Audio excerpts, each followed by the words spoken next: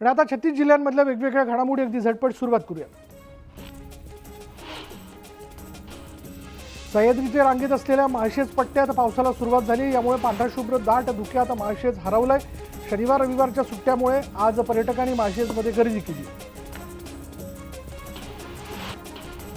अहमदनगर जिल्ह्यात खरीपाच्या पेरणीला वेग आला। जिल्ह्यात साधारण 4 ते 5 लाख हेक्टरवर खरीपाची पेरणी होणार असून आतापर्यंत साधारण 10% पेरणी पूर्ण झाली आहे। जिल्ह्यात सर्वाधिक 1,50,000 हेक्टरवर कापसाची लागवड करण्यात येणार आहे। छत्रपती संभाजीनगरमध्ये यूपीएससी परीक्षेत गोंधळ निर्माण झाला। गुगल मॅपच्या चुकीमुळे विद्यार्थी चुकीच्या परीक्षा केंद्रात पोहोचले।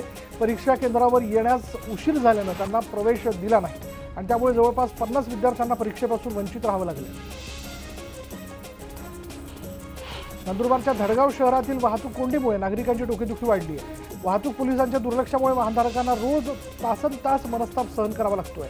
पोलीस प्रशासनाने तातडीने उपाययोजना कराव्यात अशी मागणी संतप्त नागरिक करतात। श्री विठ्ठल रुक्मिणी मंदिराचं संवर्धन आणि जीर्णोद्धाराचं काम पुरातत्व विभागाच्या मार्गदर्शनाखाली सुरू आहे।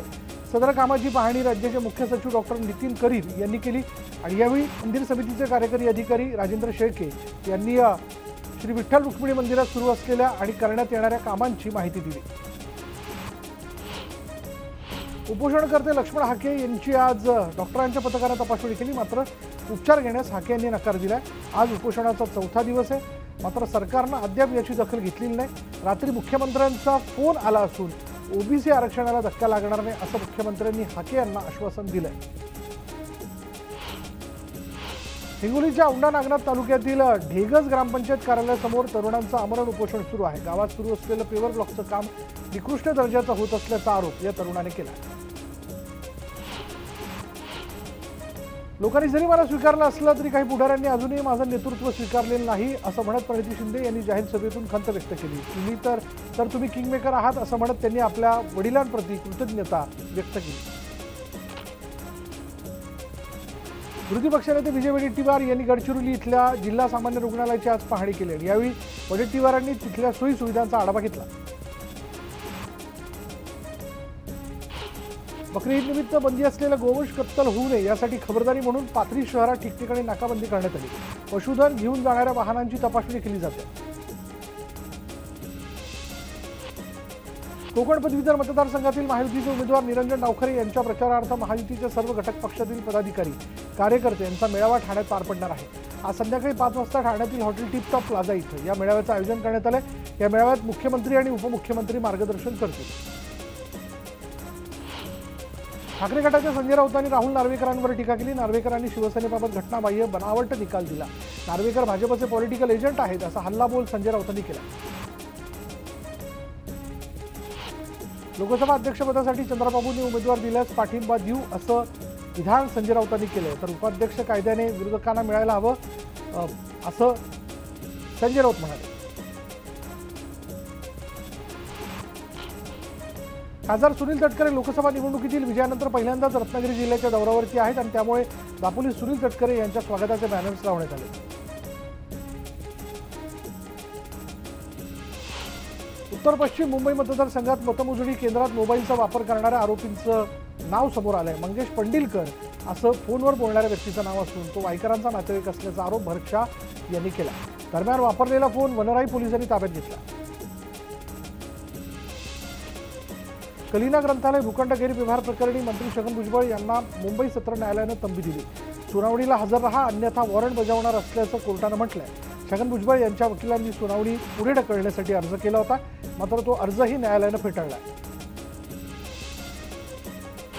लोकसभा निवडणुकीत उद्धव ठाकरेंच्या पक्षाला जे काही मतदान झालं त्यामध्ये 51% मतांचा वाटा मुस्लिमांचा आहे आणि या बाबीचा अभिमान वाटत असेल तर ते त्यांना लखलाव आहे अशी टीका चंद्रशेखर बावनकुळेंनी केली। उद्धव ठाकरेंमुळे हिंदू हृदय सम्राटांच्या विचारासोबत दगाफटका झाला। बाळासाहेबांच्या आत्म्याला किती दुःख झालं असेल असं देखील बावनकुळे म्हणाले। लोकसभा निवडणुकीत भाजप 400 पार झालं असतं तर भारत हिंदू राष्ट्र झाला असता असं वक्तव्य टी राजा सिंह यांनी केलं। छत्रपती शिवाजी महाराजांनी 370 किल्ले जिंकले, पण दुर्दैव म्हणजे 100 किल्ल्यांवर मशीद आणि दर्गा बनवण्यात आलेले आहेत। मुख्यमंत्र्यांनी या किल्ल्यावरील कब्जा साफ करावा, वक्फ बोर्डाच्या जमिनी सरकार जमा कराव्यात अशी मागणी जी टी राजा सिंह यांनी केली आहे।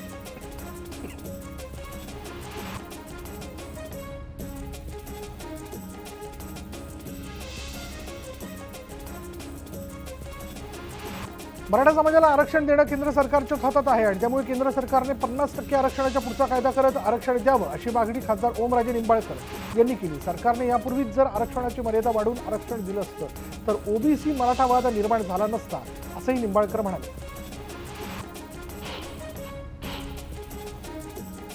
जो कोणी सगळे शब्दाच्या अंमलबजावणीचा GR काढेल त्यांचे आमदार आम्ही पाडू असा इशारा ओबीसी नेते प्रकाश शेंडगे यांनी दिला। झरांगेंच्या उपोषणाला भेट देण्यासाठी मंत्र्यांची लाईन लागते आणि हाके यांच्या उपोषणाचा 4था दिवस असतानाही कोणी दखल घेत नाही, त्यामुळे आता संपूर्ण महाराष्ट्रात ओबीसींची उपोषणं सुरू होतील असं शेंडगे यांनी म्हटलं। सोलापुरात सर्व अप्रिय घटना काँग्रेसच्या काळात घडलेल्या आहेत। सोलापूर शांततेत ठेवण्याचं काम आमच्या नेत्यांनी केलं असं म्हणत भाजप जिल्हाध्यक्ष सचिन कल्याण शेट्टी यांनी प्रणिती शिंदेंना प्रत्युत्तर दिलंय। कुणाच्या सत्तेमध्ये सोलापुरात दंगली घडल्या हे प्रणिती शिंदे विसरतायत अशी टीकाही त्यांनी केली। सिंधुदुर्गानंतर आता रत्नागिरीत देखील बॅनरवर पाहायला मिळतंय। उदय सामंत यांच्या पालिगावात भाजपचे बॅनर लागलेत। बाप बाप होता है, झुंड में तो कुत्ते आते हैं, शेर अकेला आता है अशा आशयाचे बॅनर लावण्यात आलेत आणि यामुळे कोकणात महायुतीमध्ये अंतर्गत संघर्ष सुरू असल्याची चर्चा सुरू झाली। खासदार प्रफुल्ल पटेल गोंदिया जिल्ह्याच्या दौऱ्यावरती आहेत आणि या दौऱ्यात प्रफुल्ल पटेल राष्ट्रवादीच्या कार्यकर्त्यांशी संवाद साधणार असून त्यानंतर पत्रकार परिषद ते घेतील। पंतप्रधान नरेंद्र मोदी हे 25 वर्षात सर्वाधिक परदेश दौरे करणारे भारतीय पंतप्रधान ठरले। 2014 ते 2019 या काळात मोदींनी 57 देशांचे एकूण 92 दौरे केलेत, तर 2019 ते 2024 या काळात 43 दौरे केलेत। मोदी सर्वाधिक 8 वेळा अमेरिकेच्या दौऱ्यावरती गेले। केंद्रात मंत्रिपद मिळाल्यानंतर मुरलीधर मोहोळ काल पहिल्यांदाच पुण्यात दाखल झाले, तर आज फादर्स डे निमित्त मोहोळ यांच्या दोन्ही मुली त्यांना फादर्स डेच्या शुभेच्छा देताना भावूक झालेल्या पाहायला मिळाल्या। बाबांच्या मिठीत असताना दोघींनाही अश्रू अनावर झाले, तर मुलींचे पाणवलेले डोळे पाहून मंत्री महोदयही गहिवरून गेले। पुण्यातल्या रस्त्यांवरील सिग्नल सांभाळणं आता पुणे पोलिसांची जबाबदारी असणार आहे। महानगरपालिकेकडे असणारे अधिकार पोलिसांना सोपवण्याचा मोठा निर्णय उपमुख्यमंत्री अजित पवारांनी घेतला, त्यामुळे सिग्नल दुरुस्तीसाठीचा निधी आता पालिकेऐवजी पोलिसांना मिळणार आहे। जळगावात सोनं चांदीच्या दरात वाढ झाली आहे। सोन्याच्याही भावात 400 रुपयांची वाढ होऊन सोनं प्रति तोळा 72,400 रुपयांवरती पोहोचलं, तर चांदी 700 रुपयांनी महागली असून चांदीला 89,200 रुपये प्रति किलो भाव मिळाला। मध्य रेल्वे मार्गावर अभियांत्रिकी आणि देखभालीची कामं करण्याकरता आज सकाळी 11:05 आणि दुपारी 3:05 या वेळेत मेगा ब्लॉक घेण्यात आला आहे। माटुंगा आणि मुलुंड स्थानकादरम्यान अप आणि डाऊन जलद मार्गावर ब्लॉक असून अप आणि डाऊन हार्बर मार्गावर कुर्ला आणि वाशी स्थानकादरम्यान सकाळी 11:10 पासून ते दुपारी 4:10 ब्लॉक असणार आहे।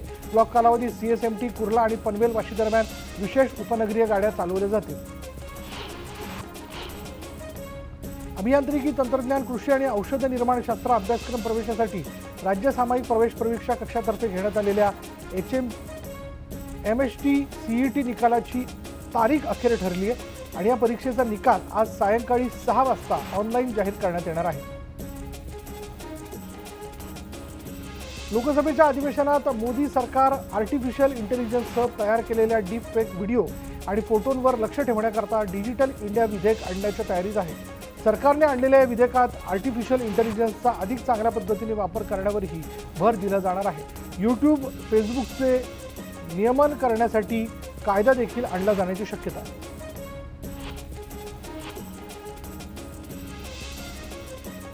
राज्यात पुढील 48 तासात विविध भागात मुसळधार पाऊस पडण्याची शक्यता आहे। मुंबई आणि ठाणे जिल्ह्यातही जोरदार पावसाची हजेरी पाहायला मिळेल।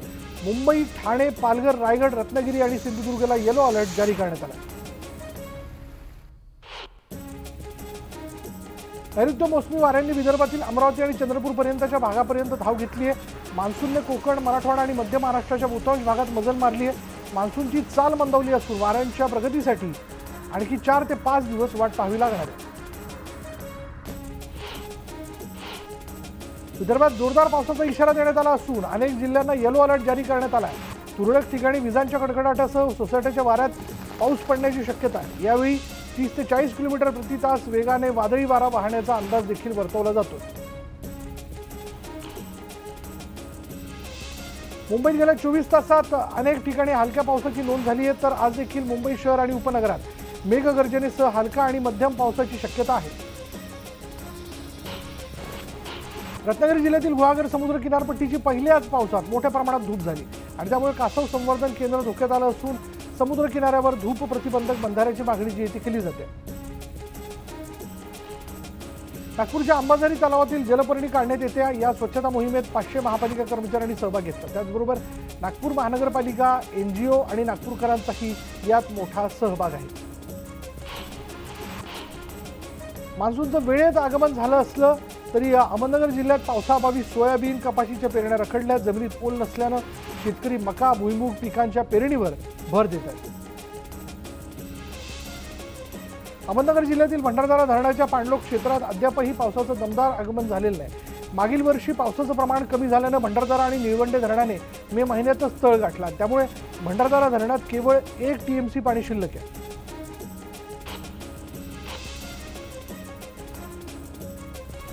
रत्नागिरीच्या मंडणगड तालुक्यातील तुळशी माहू घाटातील वाहतूक अखेर सुरू झाली। या ठिकाणी पुन्हा दरड कोसळण्याचा धोका असल्यानं वाहन जपून चालवण्याचं आवाहन प्रशासनानं केलं। मावळमध्ये पावसाने पाठ फिरवली, मात्र लोणावळ्यातील टायगर पॉइंटवर धुक्याची चादर पसरली आहे। धुक्याने आल्हाददायक वातावरण तयार झाल्यानं पर्यटकांची पावलंही टायगर पॉइंटकडे वळू लागली आहेत। पाऊस नसला तरी पर्यटक धुक्याचा आनंद घेत आहेत। गोंदिया जिल्ह्यातील काही ठिकाणी अचानक वादळी वाऱ्यासह पावसाचं आगमन झालं। या पावसामुळे मागील काही दिवसांपासून उकाड्यामुळे त्रस्त झालेल्या नागरिकांना काहीसा दिलासा मिळाला। आता शेतकऱ्यांच्या मशागतीला वेग येण्याची शक्यता।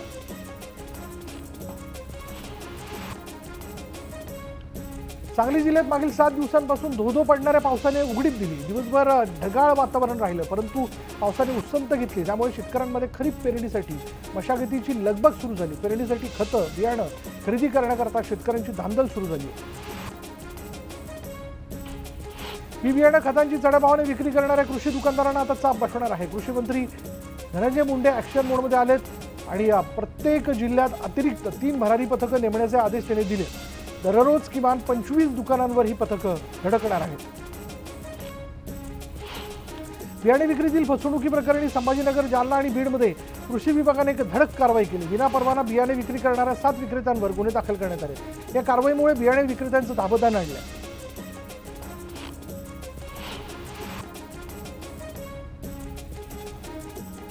रेल्वे प्रशासनाने मनमाड, नांदगाव, येवला भागात रुळावरील फाटक बंद करून काढलेल्या भुयारी मार्गात पावसाळ्यात पाणी साचतं आणि यामुळे मोठी वाहनं चालवणं कठीण होतं। हजारो नागरिकांना याचा त्रास सहन करावा लागतोय आणि त्यामुळे अंडरपासपेक्षा फाटक बरे होते असं म्हणण्याची वेळ नागरिकांवर आली आहे। छत्रपती संभाजीनगर जिल्ह्यातील हातनूर इथल्या जिल्हा परिषद माध्यमिक शाळेला पालकांनी शिक्षकांच्या रिक्त जागा भरण्याच्या मागणीसाठी पहिल्याच दिवशी कुलूप ठोकलंय। 8वी ते 10वीच्या विद्यार्थ्यांना गणित, इंग्रजी आणि विज्ञान या विषयाला शिक्षकच नसल्याची माहिती समोर आली असून ग्रामस्थांनी याचा वेळोवेळी जिल्हा परिषदेकडे पाठपुरावा केला होता। मात्र कोणतीही दखल घेतली गेली नसल्यानं संतप्त झालेल्या पालकांनी अखेर शाळेला कुलूप ठोकलंय। गोंदियात संडे सायकलिंग ग्रुपद्वारे सायकल चालवा, पर्यावरण वाचवा हा संदेश देत सायकल चालवण्याचा अभिनव उपक्रम सुरू केलेला आहे। आज या सायकलिंग संडे ग्रुपला 7 वर्ष पूर्ण झाली आहेत आणि त्यानिमित्तानं गोंदियाचे जिल्हाधिकारी प्रजित नायर यांनी सुद्धा सायकल चालवण्याच्या उपक्रमामध्ये सहभागी होत नागरिकांना सायकल चालवण्याचं आवाहन केलं।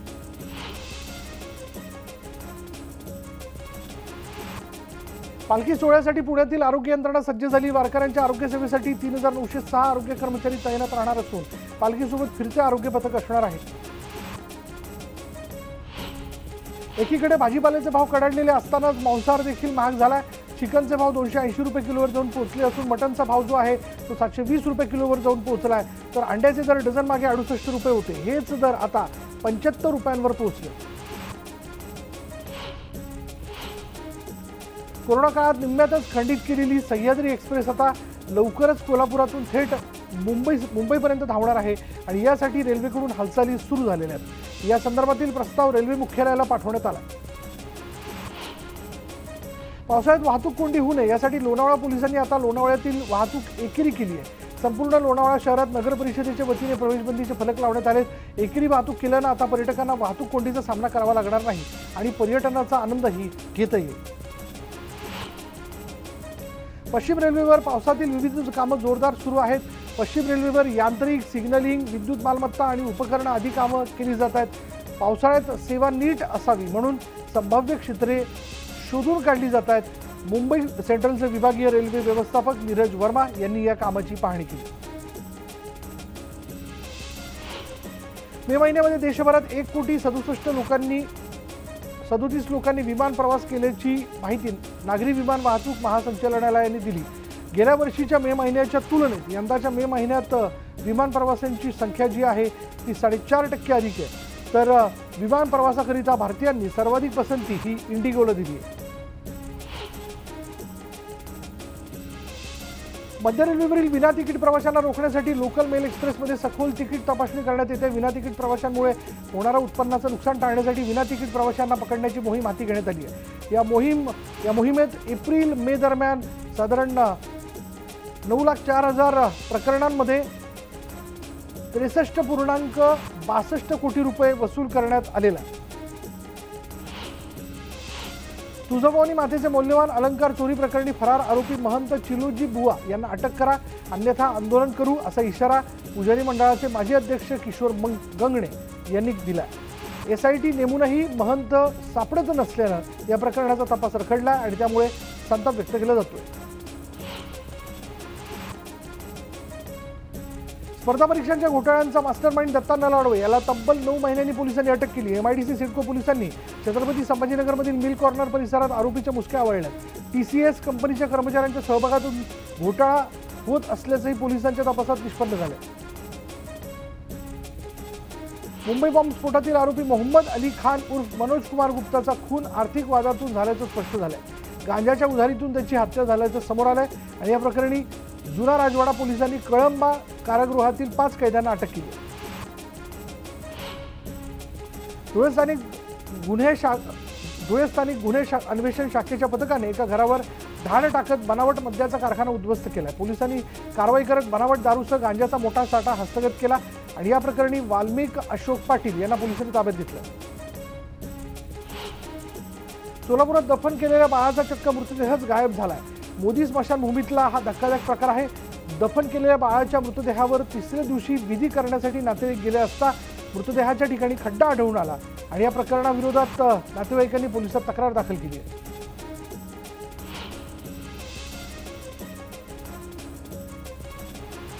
अमरावतीमध्ये ठाण्यात एका महिलेला मारहाण करण्यात आल्याचा आरोप केला जातोय. चोरीच्या गुन्ह्यातील संशयित म्हणून महिलेला पोलिसांनी ताब्यात घेतलाय. त्यानंतर गुन्हा कबूल करण्यासाठी विजेता शॉक दिल्याचा आरोप पीडित महिलेने केला. या संदर्भात पीडित महिलेने काँग्रेस नेता यशोमती ठाकूर तसंच पोलीस आयुक्त नवीन चंद्र रेड्डी यांच्याकडे तक्रार दाखल केली. छत्रपती संभाजीनगर जिल्ह्यातील गंगापूर, वैजापूर आणि फरदाबादमध्ये कत्तलीसाठी बांधून ठेवलेल्या 19 गोवंशाची पोलिसांनी सुटका केली आहे. या प्रकरणी 7 जणांवर गुन्हा दाखल करण्यात आला असून एकूण 34 जणांचा मुद्देमाल जप्त करण्यात आला.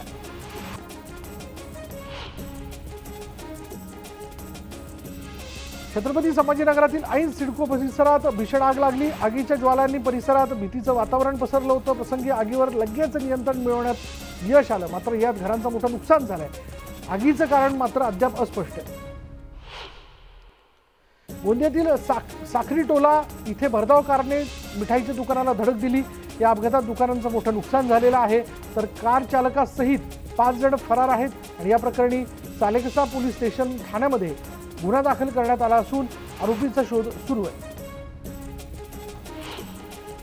अहमदनगरच्या श्रीगोंदा तालुक्यातील टाकळी कडेवळी इथे विहिरीचं खोदकाम सुरू असताना जिलेटिनचा स्फोट झाला. या स्फोटात विहिरीत काम करणारे 3 जण ठार तर 1 जण गंभीर जखमी झाला.